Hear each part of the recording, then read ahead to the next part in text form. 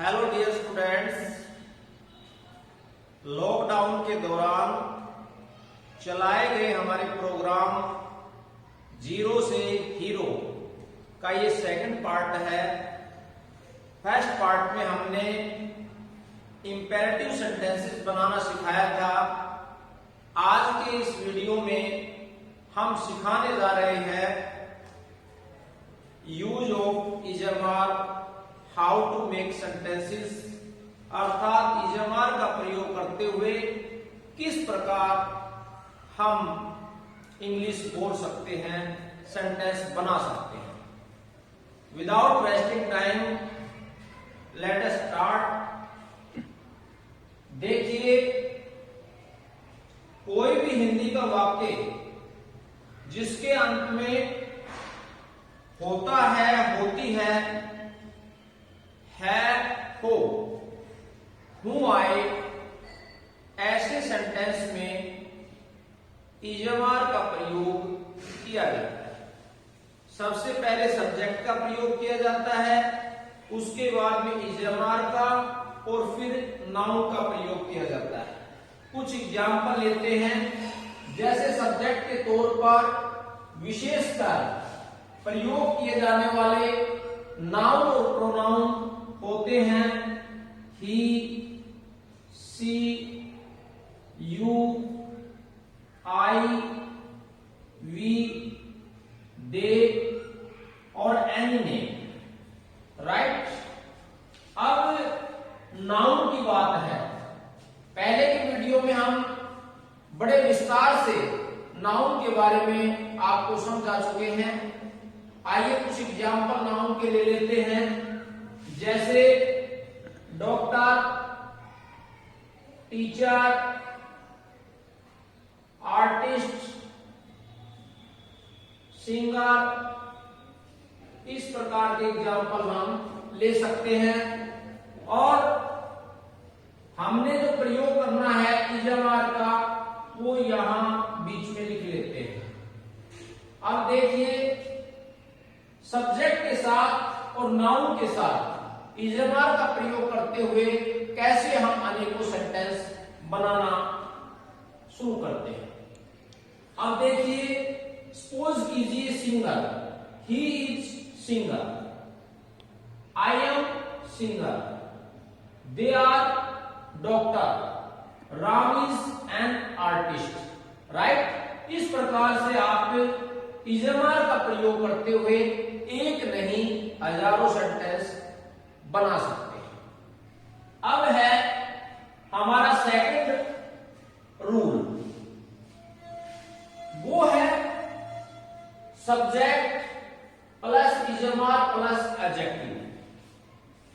अब है, हमने यहां सब्जेक्ट के स्थान पर प्रयोग होने वाले कुछ प्रोनाउन और नाउन लिखे हैं जो आमतौर पर प्रयोग किए जाते हैं, और साथ ही इजमार का प्रयोग। अब हमने कुछ एडजेक्टिव के वर्ड लिखने हैं। एडजेक्टिव को हिंदी में विशेषण कहते हैं, अर्थात वे शब्द जो किसी नाउन और प्रोनाउन की विशेषता बताते हैं, वो सारे एडजेक्टिव होते हैं। जैसे ब्यूटीफुल गर्ल, सुंदर लड़की, या गर्ल नाउन है और ब्यूटीफुल एडजेक्टिव है जो गर्ल की विशेषता बताई जाती है। अब इस पे आप ले सकते हैं, जैसे हैप्पी,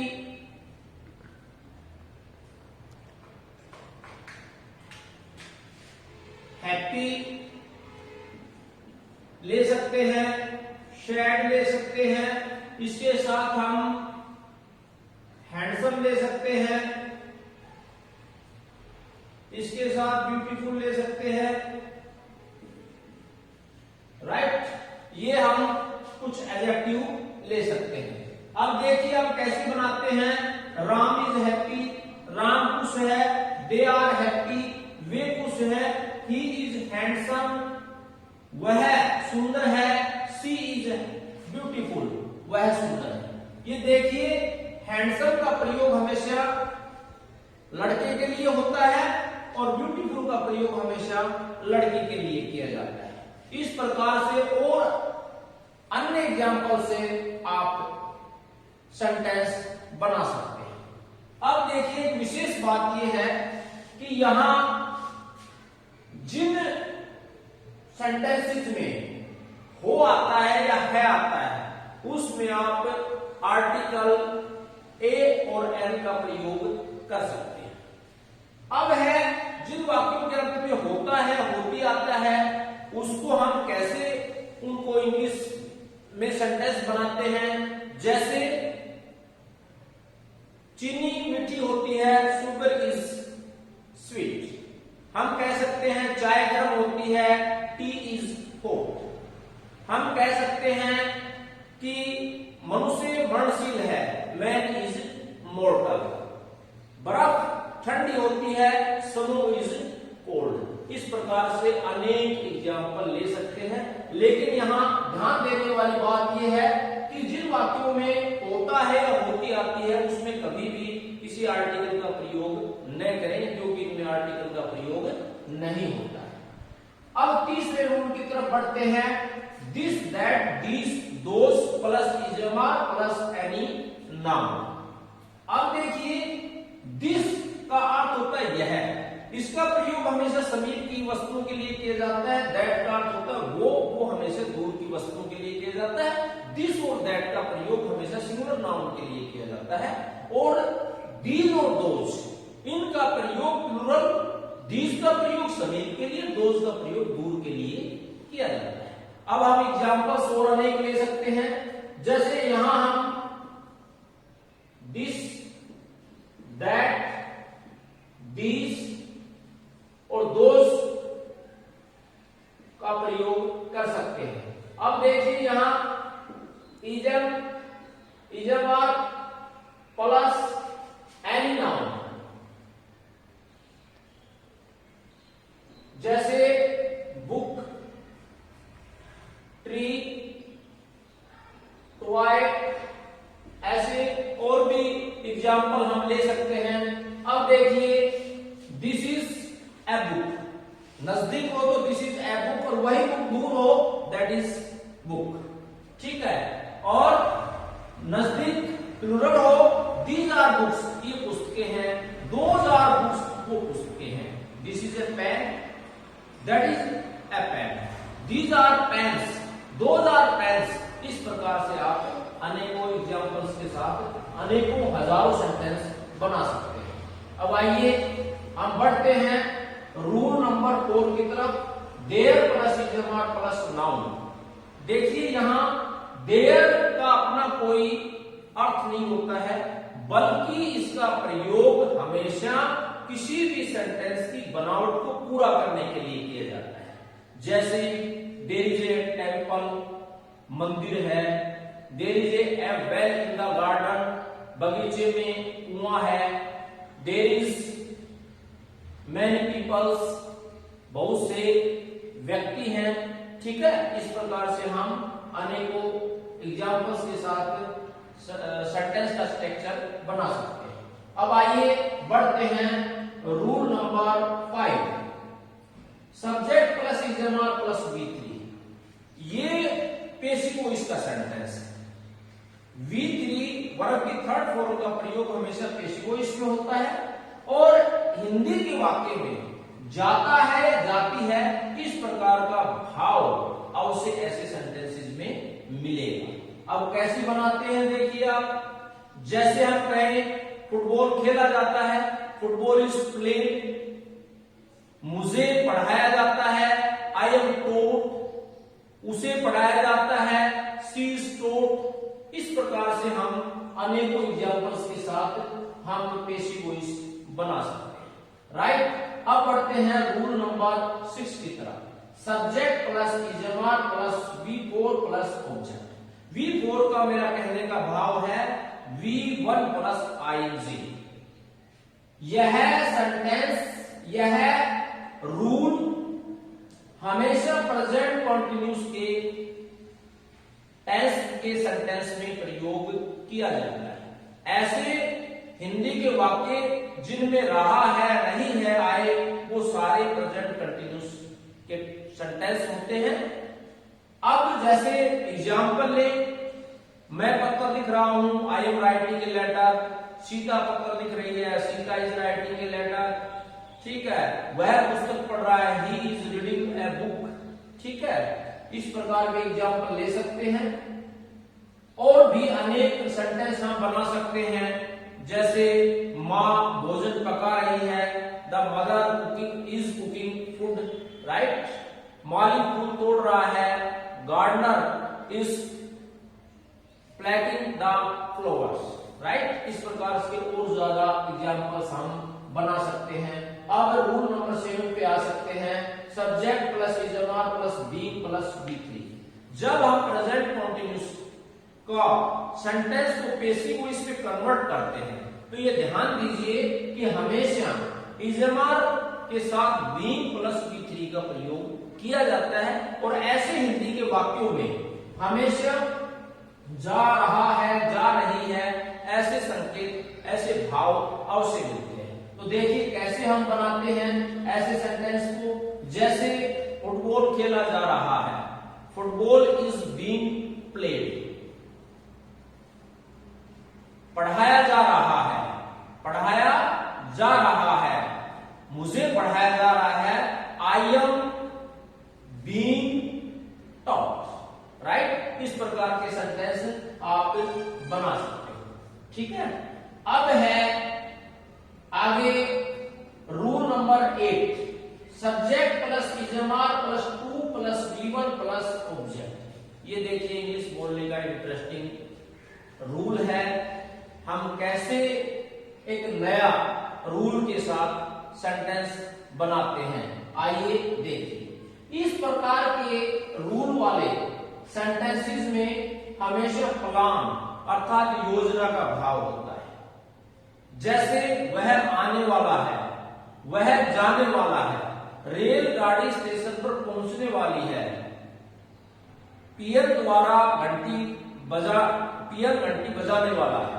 इस प्रकार से हम अनेकों एग्जाम्पल ले सकते हैं। जैसे he is to come, she is to go, the train is to come at the station.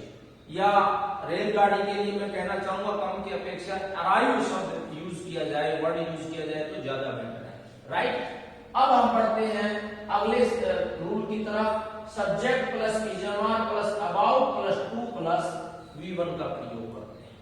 इसमें हमेशा इमीडिएट प्लान का भाव होता है, अर्थात तुरंत ही किसी काम को करना, तुरंत ही कोई योजना बनाना, वो सारे इमीडिएट प्लान को प्रदर्शित करते हैं। ऐसे सेंटेंस में, हिंदी के सेंटेंस में वाला ही है या वाली ही है ऐसा भाव जरूर प्रदर्शित होता है। जैसे he is about to come, वह आने वाला ही है। He is about to go to Delhi, वह दिल्ली जाने वाला ही है। He is about to sleep, वह सोने वाला ही है। He is about to eat, वह खाने वाला ही है। ऐसे अनेकों एग्जाम्पल्स के साथ आप ऐसे सेंटेंस बना सकते हैं। अब rule number 10, it is plus time plus debt plus month plus season और ईयर। इट यहां प्रोनाउन है। यहां देखिए इस प्रकार के स्ट्रक्चर के सेंटेंस में हमेशा डूअर का भाव होता है। ऐसे सेंटेंस में हमेशा इट का प्रयोग किया जाता है, अर्थात सब्जेक्ट, डूअर का मेरा कहने का भाव है, सब्जेक्ट का भाव होता है। ऐसे सेंटेंस में हमेशा इट इज इससे शुरुआत होती है, ठीक है। और ये समय, दिन, महीने, ऋतु, तिथि ऐसे सेंटेंस में प्रयोग किए जाते हैं। जैसे हम कह सकते हैं इट इज 7 o'clock, 7 बजे हैं। इट इज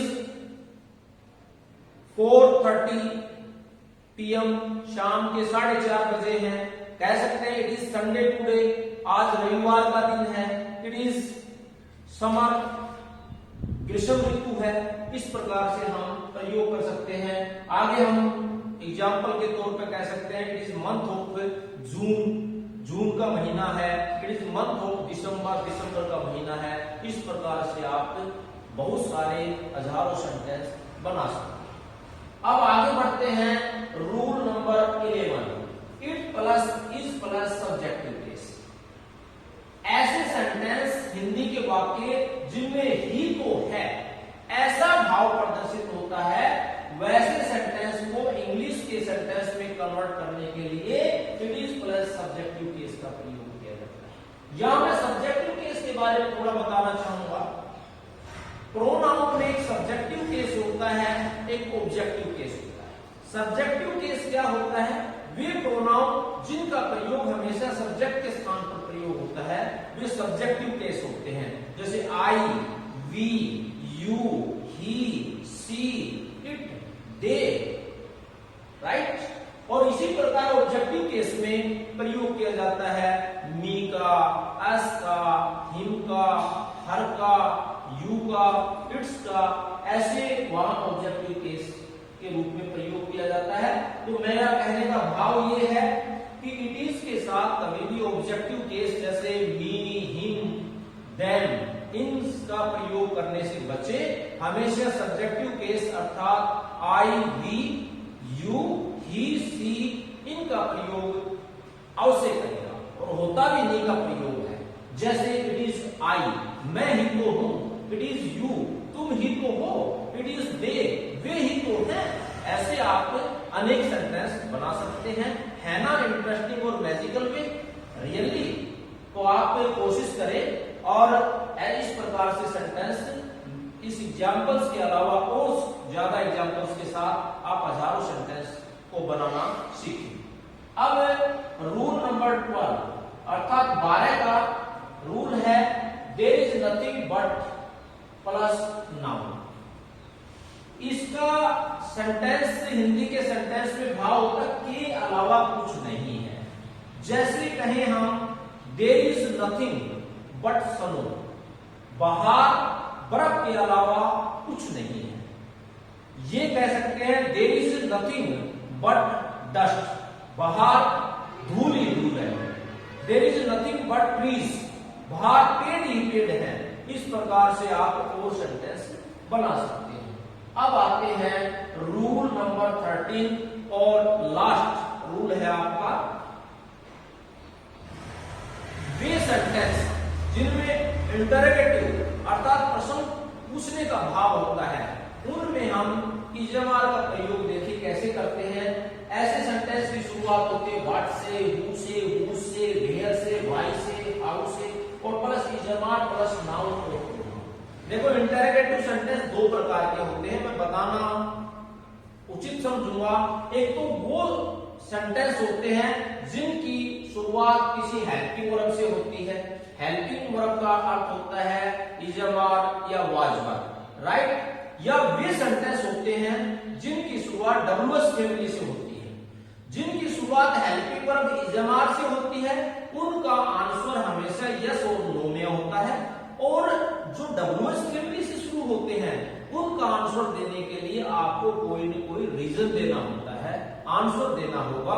यस और नो से उसमें काम नहीं चलेगा। अब देखो एक स्ट्रक्चर बनाते हैं, जैसे ही इज ए स्टूडेंट, ये है एफर्मेटिव सेंटेंस। यदि इसको हम इंटरोगेटिव हेल्पिंग वर्ब के साथ प्रयोग करना सीखेंगे तो हम केवल कुछ भी नहीं करना है, इज को हम पहले सब्जेक्ट से पहले ले आएंगे। देखिए यहां is he a student, right हो गया ना। अब हम डब्ल्यूएस फैमिली से लेंगे तो इसका प्रयोग कैसे करेंगे?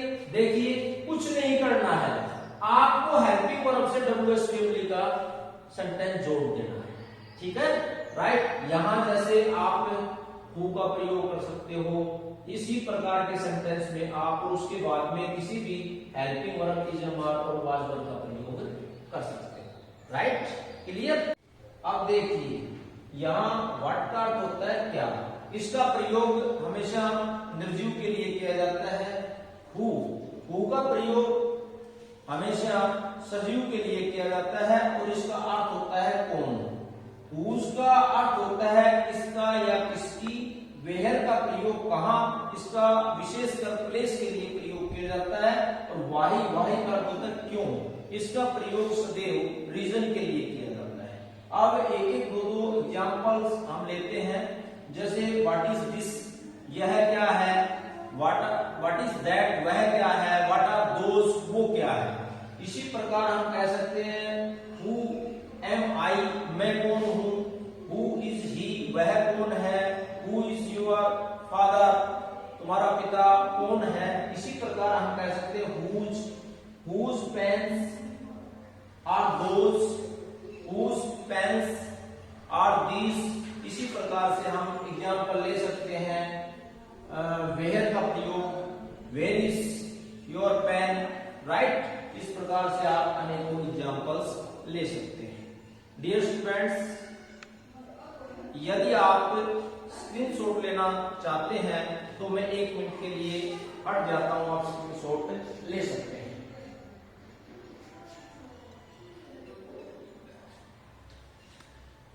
डियर स्टूडेंट्स, मैं उम्मीद करता हूं कि यह वीडियो भी आपको बहुत ही पसंद आई होगी और आप इस वीडियो के माध्यम से अपनी बुक के साथ और अधिक प्रैक्टिस कर सकते हैं और ऐसे हजारों सेंटेंस बना सकते हैं। इसी विश्वास के साथ आपके उज्जवल भविष्य की कामना करते हुए बेस्ट ऑफ लक।